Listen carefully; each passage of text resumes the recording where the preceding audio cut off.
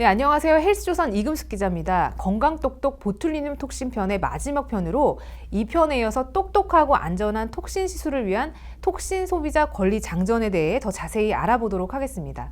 이번에도 역시 미모드림 봉수정 원장님. 안녕하세요.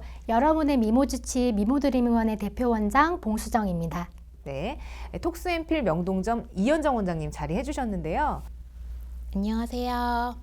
보툴리눔 톡신 시술을 전문적으로 하고 있는 톡스앰필 의원 명동점의 대표원장 이현정입니다. 질문에 앞서서 지난 시간에 소개했던 톡신 소비자 권리 장전 다시 한번 숙지하고 가도록 하겠습니다. 톡신 소비자 권리 장전, 첫째, 내가 맞는 톡신 제품의 성분과 안전성을 확인한다.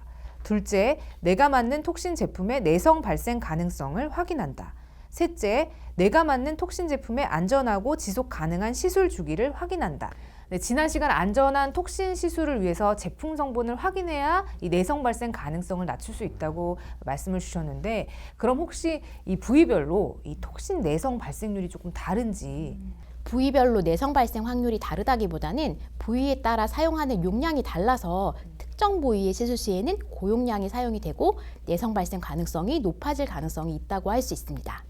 종아리와 승모근과 같이 바디톡신 같은 경우에는 아무래도 얼굴 부위라든지 피부에 사용하는 더모톡신에 비해 많은 양이 사용이 되게 되고요. 그렇기 때문에 아무래도 이러한 시술을 자주 시술을 받다 보면은 내성 발생 확률이 높아질 수 있습니다.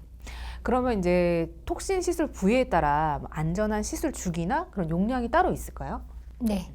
우선 제품 종류에 따라서 이런 시술 주기나 용량에 대한 제약이 조금씩 다를 수 있는데요. 순수 톡신의 경우에는 시술 주기나 용량의 결정에 있어서 좀 자유로운 장점이 있습니다. 반면에 일반적인 보툴리눔 톡신의 경우에는 시술 주기 및 용량에 있어서 보다 엄격한 제약이 필요하다고 생각합니다.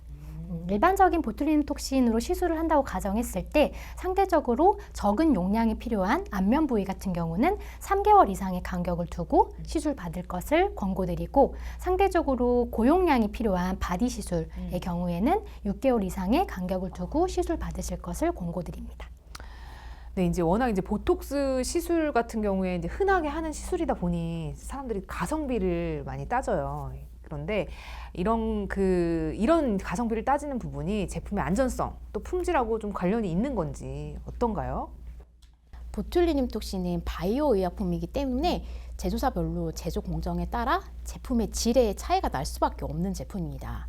보툴리눔 톡신의 기본 원료는 말 그대로 독소라고 할 수 있는데요. 그렇기 때문에 더더욱 내 몸에는 안전한 제품을 사용하는 것을 권장드립니다. 원료가 되는 균주의 출처가 명확한 제품을 보다 권장드릴 수 있습니다.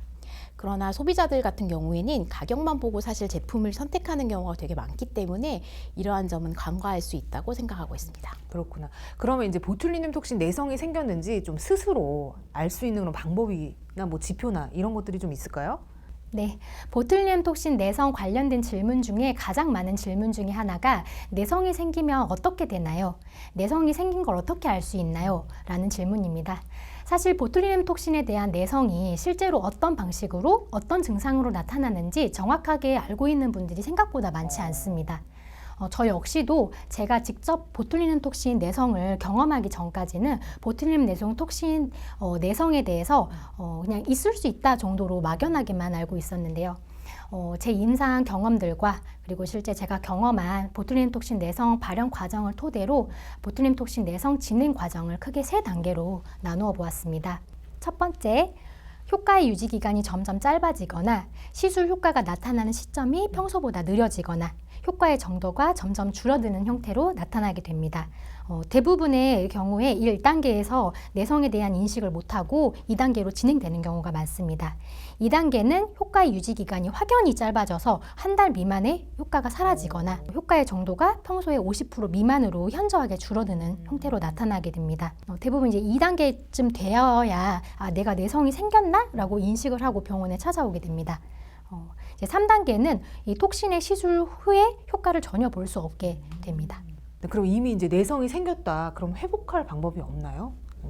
이미 내성이 생겼을 경우에는 회복을 할 수 없는 것이 사실 현실입니다.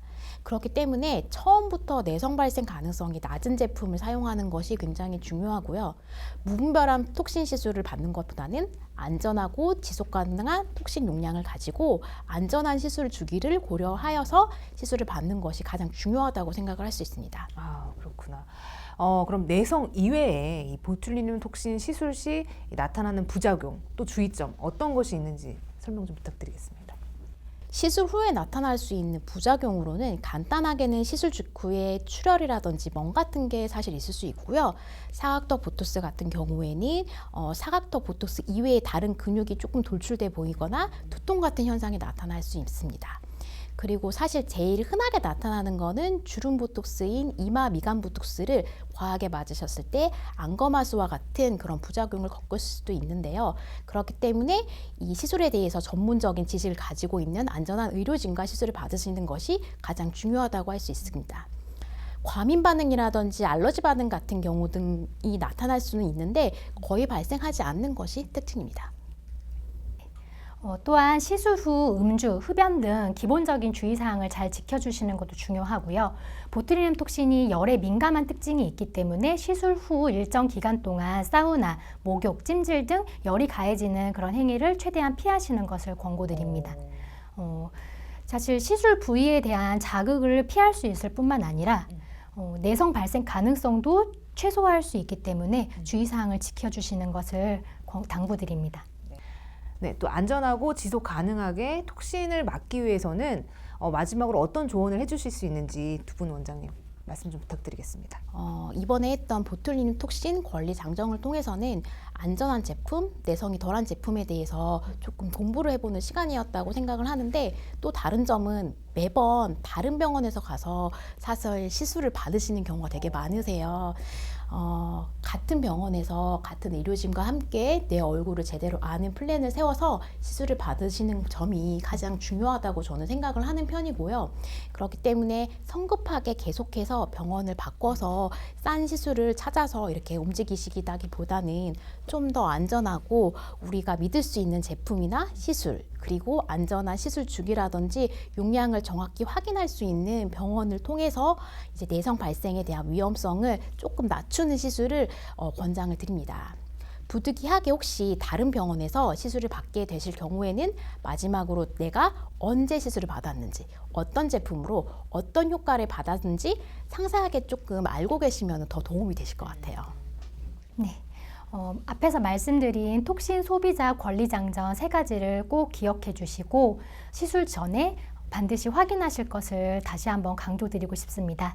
내가 맞는 톡신 제품의 성분과 안전성, 내성 발생 가능성, 그리고 안전하고 지속 가능한 시술 주기 이렇게 딱 3가지만 잘 기억해 주시고 전문가와 항상 시술 전에 체계적으로 상담하에 시술을 진행을 하신다면 내성을 예방하면서도 안전하고 지속 가능한 톡신 생활을 이어갈 수 있을 거라고 생각합니다. 네, 마지막 질문까지 답변 감사합니다. 긴 시간 동안 성심성의껏 답변해 주신 두 원장님 정말 감사드립니다. 자, 시청해 주신 여러분 감사합니다.